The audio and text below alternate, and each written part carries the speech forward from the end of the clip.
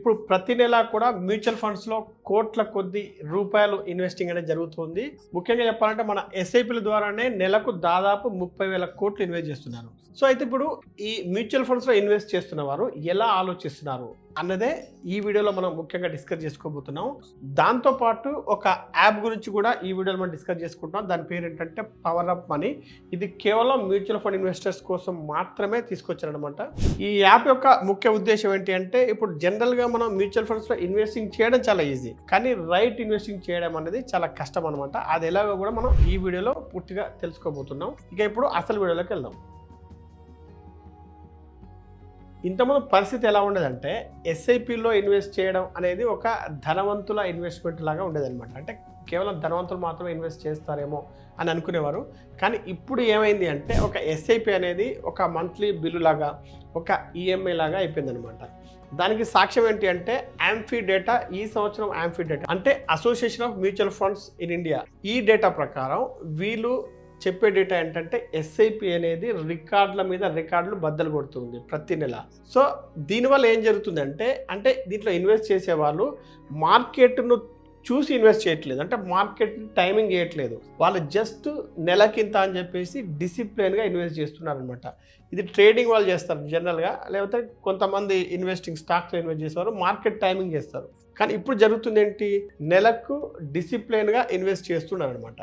So ఇప్పుడు మీకు నెల తిరిగేసరికి ఏమవుతుందంటే రెంట్ కట్టాలి, కరెంట్ బిల్ కట్టాలి, ఈఎంఐ కట్టాలి, స్కూల్ ఫీజు కట్టాలి, ఇప్పుడు ఎస్ఐపి కూడా కట్టాలి. సో ఇప్పుడు నో డౌట్ ఎస్ఐపి అనేది పవర్ఫుల్లే.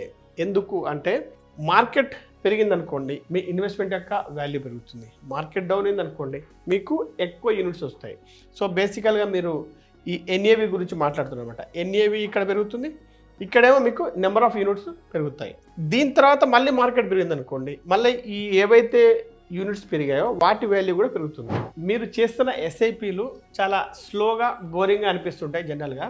కాకపోతే ఏంటంటే మీరు సైలెంట్గా కోటీశ్వరుడు కాబోతున్నారు అనమాట. సో ఇప్పుడు ఇక్కడ మీరు చేస్తుంది ఏంటి అంటే ఇంతకుముందు స్టాక్ టిప్స్ అని వచ్చేటి అనమాట.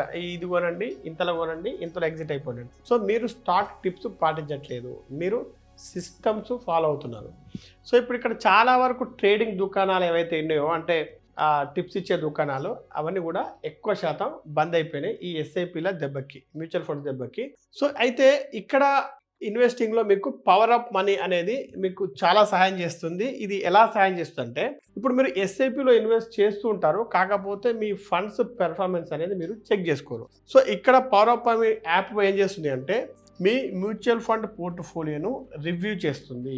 సో వీరికి ఏంటంటే ఆల్రెడీ ఎక్స్పర్ట్స్ టీమ్ ఉంటుంది, రీసెర్చ్ టీమ్ ఉంటుంది, కాబట్టి వీరు మీ పోర్ట్ఫోలియోను దాన్ని రివ్యూ చేసి ఇది ఇన్ఫామ్లో ఉందా అంటే దూసుకుపోతుందా, ఆన్ ట్రాక్ అంటే సరైన దారిలోనే వెళ్తుందా, ఆఫ్ ట్రాక్ దారి తప్పిందా అంటే మీరు అనుకున్నది ఒకటి అక్కడ జరిగేది ఒకటి, అవుట్ ఆఫ్ ఫామ్ అసలు ఇది వేస్టా దీంట్లో ఇన్వెస్ట్ చేయడం. సో ఇవన్నీ కూడా ఏంటంటే ఇది మీకు చెప్తుందన్నమాట. ఎలా అంటే ఇప్పుడు మీరు చేస్తున్న ఎస్ఐపిని కంటిన్యూ చేయాలా చేయకూడదా, ఇది ఫ్రీ ఫ్యూచర్ దీంట్లో ఉంటుంది.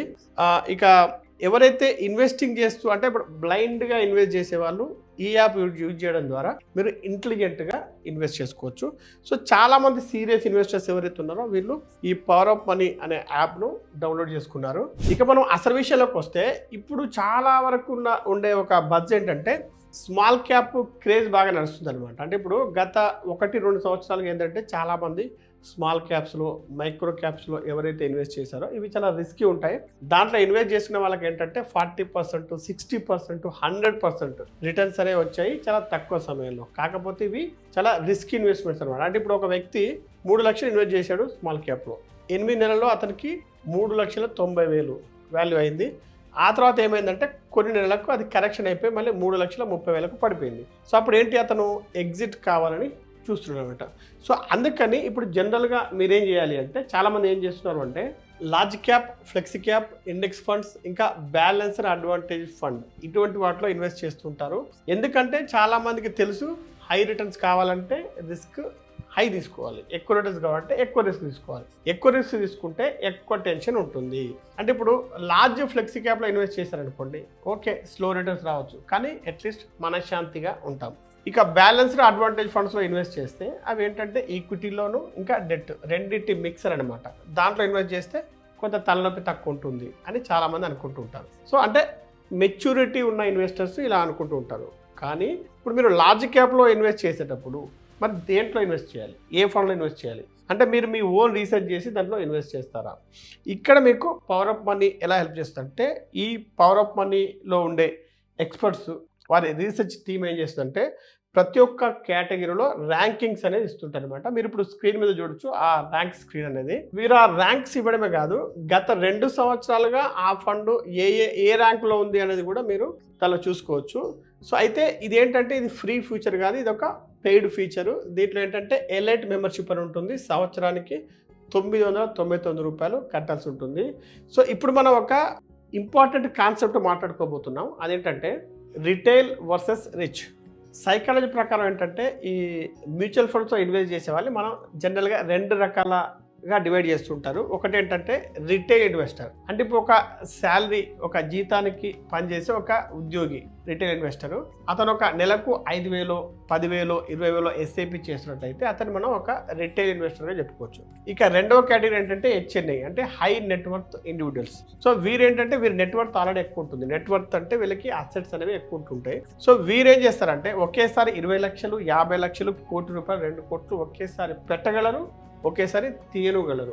సో అయితే ఇక్కడ రిటైల్ ఇన్వెస్టర్ ఏం చేస్తుంటాడంటే ఇప్పుడు నెలకు ఏదైతే ఇన్వెస్ట్ చేస్తున్నాడో అతనికి లాంగ్ టర్మ్ వెల్త్ కావాలని చెప్పి అతను ఇన్వెస్ట్ చేస్తూ ఉంటాడు అనమాట. అంటే అతని యొక్క ఇన్వెస్ట్మెంట్తో అతనికి ఒక ఎమోషనల్ అటాచ్మెంట్ అనేది ఉంటుంది. ఎందుకు ఉంటుందంటే అతను చేసేది ఏంటంటే గోల్ బేస్డ్ ఇన్వెస్టింగ్. అంటే ఇప్పుడు పిల్లల ఎడ్యుకేషన్ కోసం, ఇల్లు కట్టుకోవడానికి ఒక డౌన్ పేమెంట్ కోసం, లేదంటే వారి రిటైర్మెంట్ కోసం అతను ఇన్వెస్ట్ చేస్తుంటారు. కానీ హెచ్ఎన్ఏలు ఏం చేస్తుంటారంటే వారు కూడా మ్యూచువల్ ఫండ్స్లో ఇన్వెస్ట్ చేస్తూ ఉంటారు. కాకపోతే ఆ ఫండ్ల పెర్ఫార్మెన్స్ అనేది తక్కువైంది అనుకోండి, అప్పుడు ఏం చేస్తుంటారంటే వాళ్ళు అదే సేమ్ కేటగిరీకి చెందినటువంటి కొత్త ఫండ్స్ ఏమైనా వచ్చాయనుకోండి, వాటిలో ఇన్వెస్ట్ చేయవచ్చా అని చూస్తూ ఉంటారు. అలాగే దాంట్లో రీబ్యాలెన్సింగ్ చేసే అవకాశాలు ఉన్నాయా అని కూడా చూస్తుంటారు అనమాట. సో ఇక్కడ మనం అర్థం చేసుకోవాల్సింది ఏంటంటే రిటైల్ అంటే హ్యాబిట్, హెచ్ఎన్ఏ అంటే స్ట్రాటజీ. సో ఇక్కడ మీరు చేయాల్సింది ఏంటంటే ఇప్పుడు ఒక మీ పోర్ట్ఫోలియో కనుక 10 లక్షలు దాటింది అనుకోండి, అప్పుడు మీరు స్ట్రాటజికల్గా ఇన్వెస్ట్ చేయాల్సి ఉంటుంది. అంతేగాని కొత్తగా అప్పుడే మ్యూచువల్ ఫండ్స్లో ఇన్వెస్ట్ చేస్తున్న వాళ్ళలాగా ఒక బిగినర్ లాగా మీరు బిహేవ్ చేయాల్సిన అవసరం లేదు. సో ఎందుకు అంటే ఇక్కడ మీరు ఒక చిన్న మిస్టేక్, ఒక 2% మిస్టేక్ చేసినా కూడా 10 లక్షలకు 2% అంటే 20,000 సంవత్సరానికి. కానీ మీరు దీంట్లో మ్యూచువల్ ఫండ్స్లో ఇన్వెస్ట్ చేసే వాళ్ళు ఎలా చేస్తారు, 10, 15, 20 సంవత్సరాలు. అప్పుడు ఏమవుతుందంటే ఇది మీకు చాలా ఎక్కువ నష్టాన్ని కలిగిస్తుంది. మరి ఇప్పుడు ఏం చేయాలి? ఇక్కడే power of money rebalancing plan అనేది పిక్చర్లోకి వస్తుంది. మీరు కనుక ఎలైట్ ప్లాన్ తీసుకుంటే అంటే 900, ఇంతకుముందు చెప్పినట్టుగా 999 రూపాయలు కట్టి తీసుకుంటే ఏమవుతుందంటే మీ ప్లాన్ ఏదైతే ఉందో అంటే డీటెయిల్డ్ ప్లాన్ అనేది మీకు ఇవ్వబడుతుంది. మీరు ఒక ఫండ్ నుంచి ఇంకో ఫండ్కు, ఎక్స్ ఫండ్ నుండి వై ఫండ్కు స్విచ్చింగ్ చేసుకోవాలా వద్దా అనేది కూడా తెలియజేయబడుతుంది. అయితే ఏదో జస్ట్ అల్లాటప్పగా ఇది స్విచ్ చేసుకోండి అని చెప్పరు. దీంట్లో ఎలా ఉంటుందంటే మీకు కనీసం 3 కారణాలు చెప్తారు. ఒక ఫండ్ నుండి ఇంకో ఫండ్కు ఎందుకు స్విచ్ చేసుకోవాలి అనడానికి కూడా 3 కారణాలు చెప్తారు. అదేవిధంగా ఇక్కడ స్విచ్చింగ్లో ఉండే మెయిన్ ప్రాబ్లం ఏంటంటే మళ్ళీ ఇక్కడ నుండి అక్కడ డబ్బులు పెట్టడం దగ్గర మళ్ళీ ట్యాక్స్ పడుతుంది కదా. సో వీళ్ళు అవి కూడా చూస్తారు, ట్యాక్స్ లయబిలిటీ ఎంత, అలాగే ఎగ్జిట్ లోడ్, అంటే ఇప్పుడు 1 ఇయర్ లోపు తీసుకుంటే ఎగ్జిట్ లోడ్ అని ఉంటుంది కాబట్టి ఎగ్జిట్ లోడ్ ఎంత, ఇవన్నీ ఫ్యాక్టర్స్ కన్సిడర్ చేసుకొని అన్ని లెక్కలు చేసిన తర్వాతనే మీకు స్విచ్చింగ్ చేసుకోవాలా వద్దా అనేది ఒక ఆప్షన్ వాళ్ళకి ఇస్తారనమాట. సో దీని హెల్ప్ తీసుకోవడం వల్ల మీద ఏంటంటే జస్ట్ ర్యాండమ్ ఇన్వెస్టింగ్ చేయట్లేదు, పోర్ట్ఫోలియో మేనేజ్మెంట్ అనేది జరుగుతుంది. ఇప్పుడు మనం మ్యూచువల్ ఫండ్కి సంబంధించిన ఇంకొక కోణం చూస్తే ఇప్పుడు అంటే ఈ రోజుల్లో మ్యూచువల్ ఫండ్ ఇన్వెస్టర్స్ అన్నిట్లో ఇన్వెస్ట్ చేస్తున్నారు. అంటే డైవర్సిఫైడ్ ఫండ్స్లో చేస్తున్నారు, సెక్టోరల్ ఫండ్స్లో చేస్తున్నారు, థీమాటిక్ ఫండ్స్లో చేస్తున్నారు, గోల్డ్ అండ్ సిల్వర్ ఫండ్స్లో చేస్తున్నారు.